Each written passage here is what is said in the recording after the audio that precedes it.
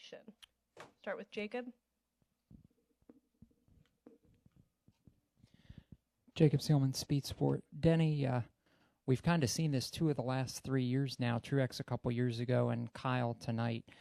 When you have a night where one car is as dominant as Kyle was tonight, is there really anything you can do behind the wheel as he's just getting further in the distance? Anything more you can try at that point? Not really. I think we maximized what we had in our car. It was being driven as fast as it could go. But yeah, it's just we really that number 1 pit stall, kind of saved them a few times. We had such fast pit stops with our team.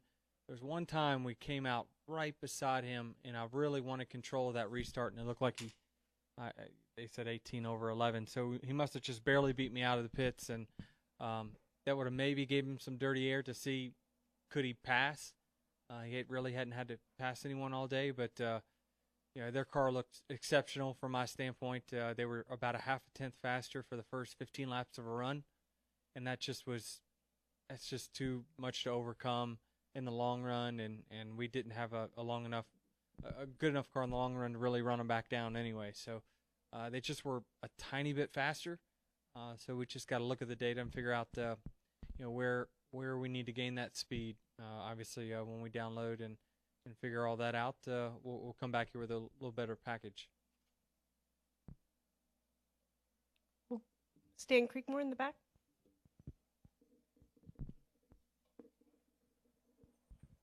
Stan Creekmore with Outside the Box. Denny, do you think we would have seen a totally different event if NASCAR would have kept the restrictor plates on your cars? Yeah, for sure. And how different do you feel it would have been? Well, I thought it would probably look a lot like it would have, last week. Cars bunched up and things like that. So we're not going to be running this oval until next year, I guess. So, I don't know. The Roval, I think, was meant to kind of save the racetrack and things like that, but I'm a bit of a skeptic, and hopefully we put on a good race, but I'm a skeptic right now. We're now joined in the media center by our second place finisher, Martin Truex Jr., driver of the number 78 Bass Pro Shops 5-Hour Energy Toyota. Martin, you know firsthand what it's like to dominate here. We were just talking about that a moment ago. Tell us what it's like to be Kyle in this situation. It's the best position to be in. I mean, I think everybody out there wants to be there. So, those guys did an awesome job all night, obviously, with qualifying on the pole and perfect pit stops. I don't think they ever lost the lead any time except for green flag stops when it was cycling around. So they did an incredible job, had a really fast car. And, for us, I felt like I felt early on like we were, probably second best to him, and then, screwed up on pit road. And we had 2 pit road penalties in a row. So it was tough to come from the back, but, it was one of those nights where we just fought till the end and felt like we had a second place car to Kyle. So I think that last run we were catching him a bit there, but he's probably just managing his lead and taking care of his tires. So we were just off a little bit tonight, but definitely gaining on it, and hopefully we can get some more wins here pretty soon. Go to Pete. Pete Iacobelli, Associated Press. For both Denny and Martin, we're halfway through the regular season now with the 13th race.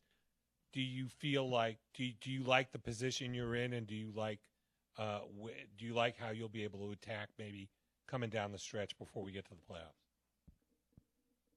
I don't like. I mean, could be worse, I guess. But yeah, we're 3rd or 4th best every week. That's frustrating, but it could be 35 spots worse. So we we just need 200 or 300 to lap. It seems like that's kind of what I'm off, and I just can't get the speed out of the car.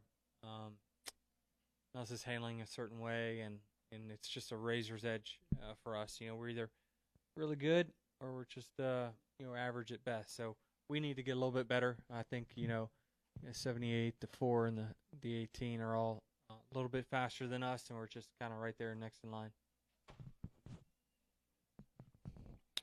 Yeah, I feel okay with where we're at. Obviously, we had a tough few weeks there, a few weeks back, like 4 straight bad races, which was tough, and so it was hard to see exactly where we stacked up. And now we've had a couple top 5s in a row, but hadn't had that winning speed, so we're still off a little bit. I think the 4 was really fast tonight until he had his tire issues. So, not sure if some of the speed had caused the tire issue or it was just one of those fluke things, but he was definitely really fast before that.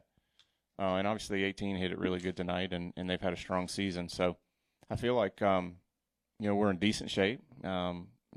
Still learning a little bit about the rules this year, the new splitter deal. The last 4 weeks I feel like has hurt us some, and, definitely made it more difficult to pass and come through traffic. So tonight was, definitely a difficult test because of that. But, I thought we were somewhat as fast as Kyle, maybe on the short runs, just not the long runs. So we're not too far off. We just need to keep digging.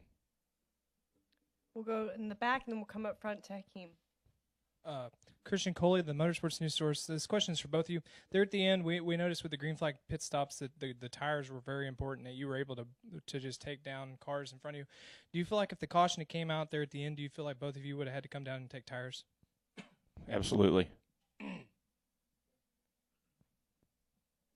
Come up front to Hakeem.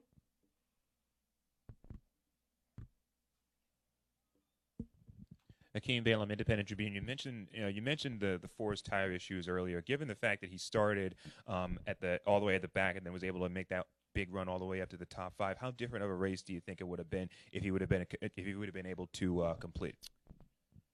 Like stay up front. Well, I had my opportunities. I started second like 5 times or something like that, and we just didn't have the speed that the 18 did.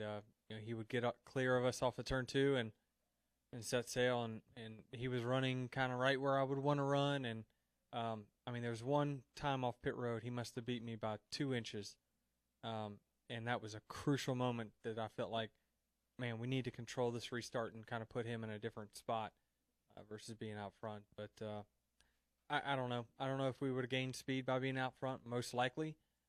But they just had, from what I could see, an exceptional car that was a little better than us. So I don't think that we could have done anything. Maybe Martin could have. We'll go to Daniel. Daniel McFadden with NBC Sports. Have one for each of you. Denny, despite the result, was this like your best, like your cleanest race so far this year? What do you mean? Oh, just error-free. No, me and the 48 were tangled and had to go to the back for that. But no, I did not have any speeding penalties, so it was all good. I knew it was important. I mean, this race pays more points. You can't have those mistakes on pit road. So if you want to maximize the points day, you can't really have those penalties. And so I erred on the low side going down pit road. I was very aware of it today, but we haven't had any in over a month now. So. And Martin, how uncharacteristic of a day was this for you on pit road? Especially you guys had some pit gun issues. I thought it was a solid day overall. Got caught speeding once in one segment. I can't wait to see the time. It couldn't have been much, but I just hit some of those bumps a little bit wrong and got going a little too fast and tapped the brake just a split second too late. So I typically don't get a lot of speeding penalties, so Cole won't ride my butt too hard this week about it. And aside from that, the pit gun deal, it was just one of those freak things. It switched, it's reversed on him when he was hitting the 5th lug nut, and he had to manually switch it back, I guess. So it lost him some time, and then the uncontrolled tire deal. So just one of those nights, but they cleaned it up well and did a good job after that and was solid, most every other stop. So that's all you can ask for. I mean, people make mistakes. All right, we'll come up here to Mike. Mike Massey, frontstretch.com. I don't know if anyone's asked you this yet or not because I just got in here a minute ago, but which racing package do you like better, tonight or last week? Tonight? Mm-hmm. How about you, Denny? No comment. All right, and we'll wrap up here. Anything but David Rogers, Blowing Rock News. For Martin, you slid into second place, I think, with about 70 laps to go. By the end of the race, you'd cut your deficit in half. Would you like to have another 70 laps? I don't know. Maybe with the yellow, yes. I don't know if it went green. I don't know. You know, I mean, I think we like I said earlier. I think we were definitely catching him. It seemed like every time we pit under green, we were faster for 20 laps. I don't know if that's him taking care of his tires because he had such a big lead. Because at the end of the long runs, he was faster. So I mean, if it had went green, there's no telling. I mean, he may have just maintained that gap. I really have no idea, to be honest. So at the end of the day, we ran second. He kicked everybody's tail. So that's just the way it goes, and you know, that's how it is. All right. Thank you guys both for your time tonight. Thanks. Congrats on your finishes.